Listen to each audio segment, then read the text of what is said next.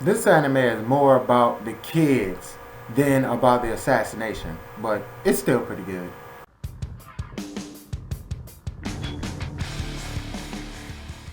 I am the bone of my soul. So my boy Itana finally joined the class because last episode, and I didn't review last episode because I just wasn't like in the mood to do it. But last episode, like Itana and that dude that always wears the white that you never seen his face that was in the first season came back and trapped Kuro Sensei. I'm gonna say it really quick. He came back and trapped him because Kuro Sensei was going around trying to find out who was this guy that was kept calling the panty stealer because everybody in the town thought that Kuro Sensei was the one that was stealing panties and stuff because you know he's a hentai. He was a pervert. So he was going around trying to find it out, but then freaking old boy, once he caught the guy that was going around, like had a helmet on that looked like Kuro Sensei face, and everybody was saying it was Kuro Sensei. He caught that dude and then said, "Hey, who are you working for? Why are you going around doing this?" And then Itana and that old boy showed up. They trapped Kuro Sensei in like this big tail sheet that Kuro Sensei couldn't get out of because if he touched the sheet, his tentacles would start melting and stuff. And it's a sheet that's made out of the same material that those little balls that the kids shoot at him is made out of. So he was in that, and Itana came over top and was fighting him and stuff. But then Kuro Sensei somehow he magically, like he did some kind of special move. I forgot what he did, and then he got out of it. And then he clipped off Itana's freaking tentacles and stuff, and made him into just a regular old person now. But he still is half of Kuro Sensei. Him and Kuro Sensei still is brothers, so to speak.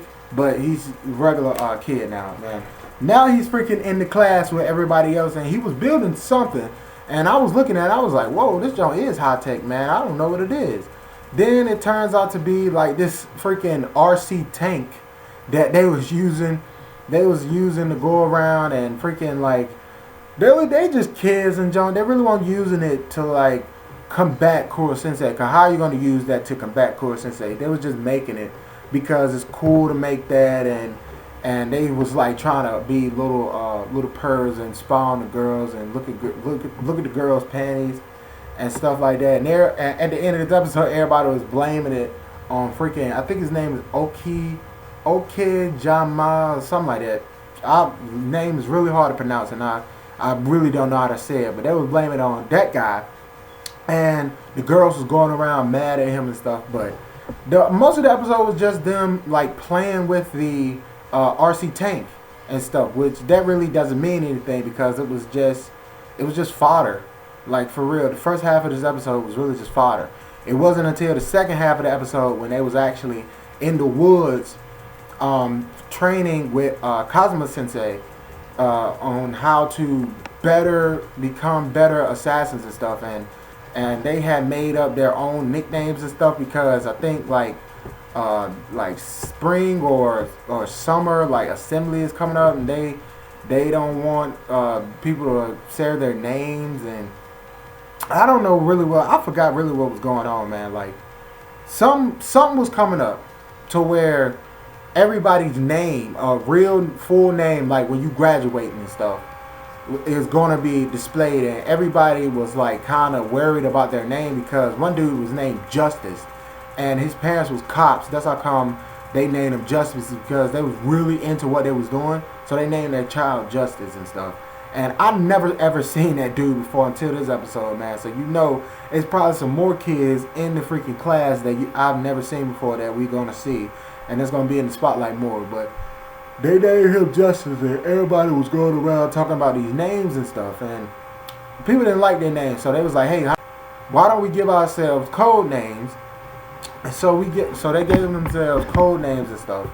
And once they gave themselves code names, they was in the woods training with Kazuma Sensei, and they got him, man. Kazuma Sensei is really freaking good, but it takes the entire class in order to get Kazuma Sensei, man. He is that freaking good at what he does, man. And he's training these kids to become professional assassins like real people.